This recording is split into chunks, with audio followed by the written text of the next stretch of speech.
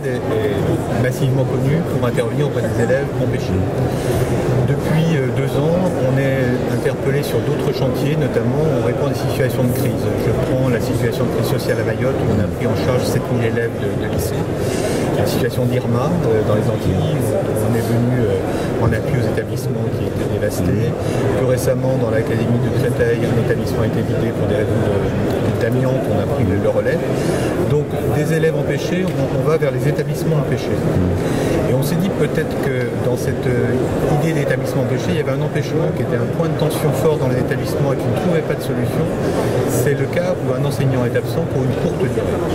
Pour une longue durée, on sait plutôt faire. On a des remplaçants, on a des brigades, etc. Sur des courtes durées, moins de 15 jours, on est dans l'incapacité de proposer un remplacement. Donc il y a des arrangements internes.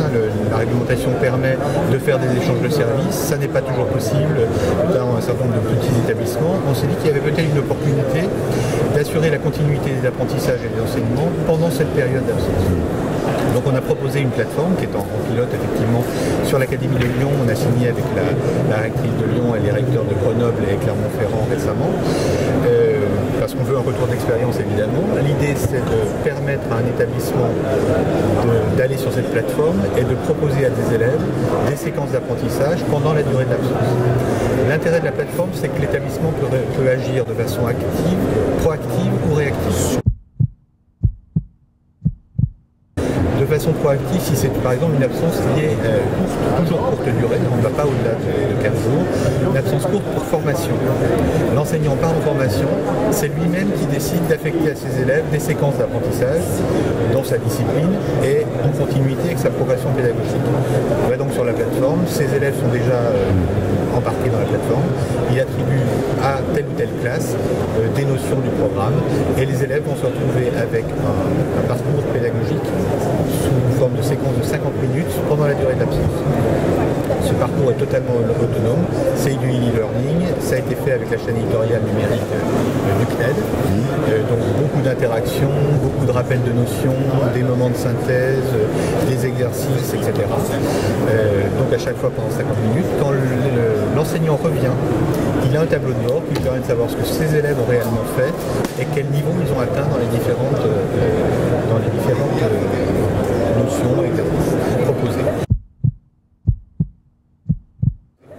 De façon réactive, c'est le cas où un chef d'établissement arrive le lundi matin dans l'établissement, il n'y a pas de prof de maths ou de français pour 15 jours, il se connecte sur la plateforme et à partir du cahier de texte de la classe, va proposer des séances de la même manière, dans la discipline, en continuité avec les apprentissages, de la même manière, le prof qui va revenir après son congé de maladie va avoir un état des lieux de ce qui a été fait.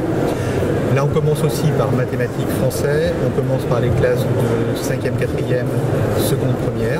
Progressivement, on va étendre le dispositif à toutes les disciplines et à tous les niveaux d'enseignement.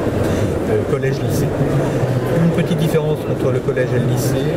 Au collège, systématiquement, quand l'élève se connecte sur la plateforme, il a la possibilité de faire un test d'évaluation et il a 3 parcours différenciés proposés en fonction de son niveau. Donc on a une différenciation minimale dès le départ. Donc on va tester, on pense que c'est une solution intéressante qui est complémentaire de ce qui est proposé dans les établissements. Il ne s'agit pas de remplacer les professeurs puisque justement ils ne sont pas là. L'idée c'est vraiment d'assurer la continuité des apprentissages. Je pense que, enfin en tout cas, les établissements et les académies sont intéressés par ce service. L'idée c'est d'avoir un retour d'expérience au mois de juin et de le proposer comme service aux académies dès septembre pour celles qui voudront y souscrire. Et évidemment, on peut y souscrire de façon différenciée en fonction des établissements, en fonction des endroits où il y a plus d'absence que d'autres, etc.